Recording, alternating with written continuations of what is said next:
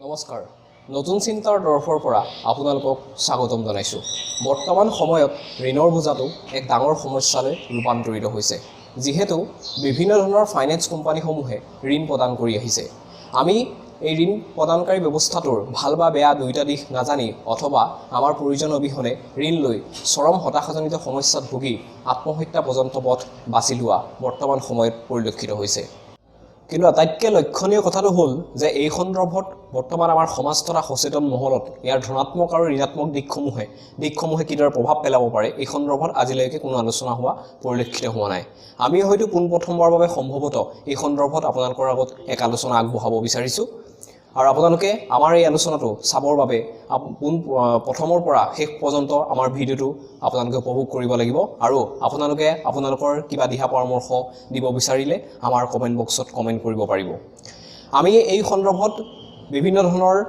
মানুহৰ লগত আলোচনাত মিলিত হৈছিলোঁ আৰু শেহতীয়াকৈ দিখমুখ মহাবিদ্যালয়ৰ অৰ্থনীতি বিভাগৰ উদ্যোগত কনচেপ্ট অধ্যয়ন আৰু আলোচনা কেন্দ্ৰৰ সহযোগত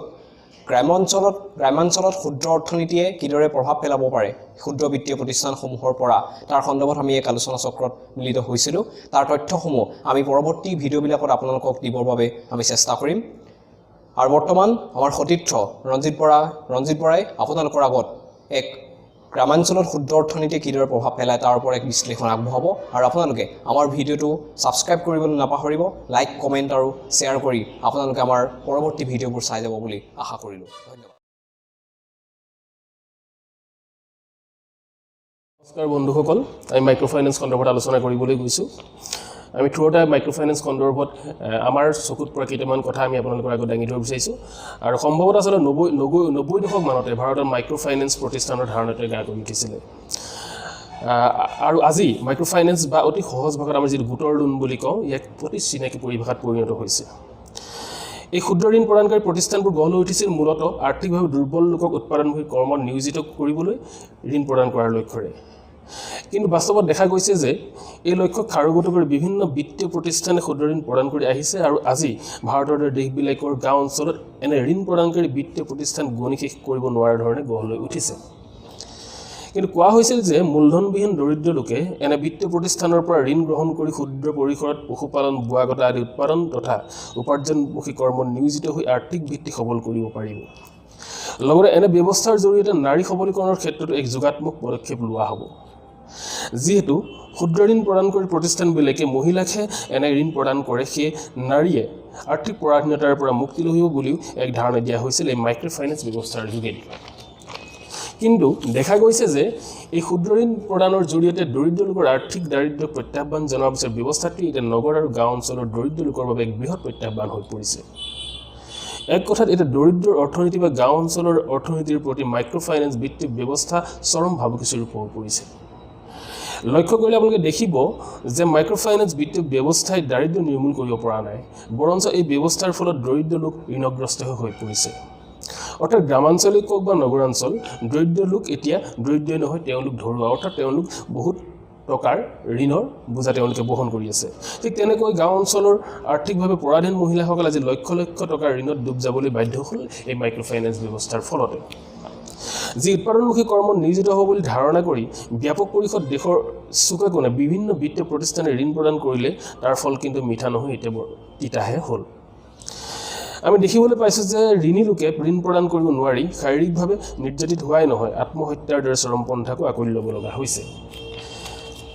অতি কম সময়ৰ ভিতৰত অতি উচ্চ হাৰৰ সুদসহ ঋণ পৰিশোধ কৰিব লগা হোৱাৰ ফলত ঋণী দৰিদ্ৰ লোক মাইক্ৰ' ফাইনেন্স ব্যৱস্থাৰ জৰিয়তে উপকৃত হ'ব বুলি দিয়া ধাৰণাটো এতিয়া এক মৰিচিকালৈ পৰ্যবেক্ষিত হৈছে এইখিনিতে মিলফৰ্ড বেটমেন নামৰ এজন লেখকে তেখেতে why does not microfinance work কিতাপত কোৱা এষাৰ কথা তুলি ধৰিব লাগিব তেখেতে কৈছে যে মাইক্ৰ' ফাইনেন্সে দাৰিদ্ৰ্য নিৰ্মাণ কৰিবলৈ ভবা ধাৰণাটো এক ভ্ৰান্ত ধাৰণা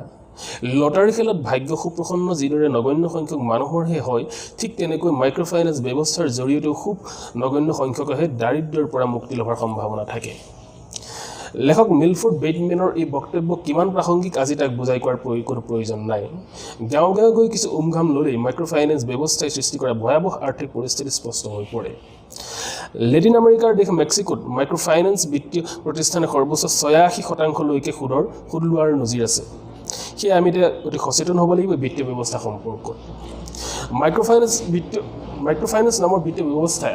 অনাগত দিনত গাঁও অঞ্চলত কেনেধৰণৰ পৰিস্থিতিৰ সৃষ্টি কৰিব পাৰে সেই কথা এতিয়া অনুধাৱন নকৰিলে দৰিদ্ৰ আৰু গ্ৰামাঞ্চলৰ অৰ্থনীতি সম্পূৰ্ণভাৱে বিধ্বস্ত হ'ব সেয়া নিশ্চিত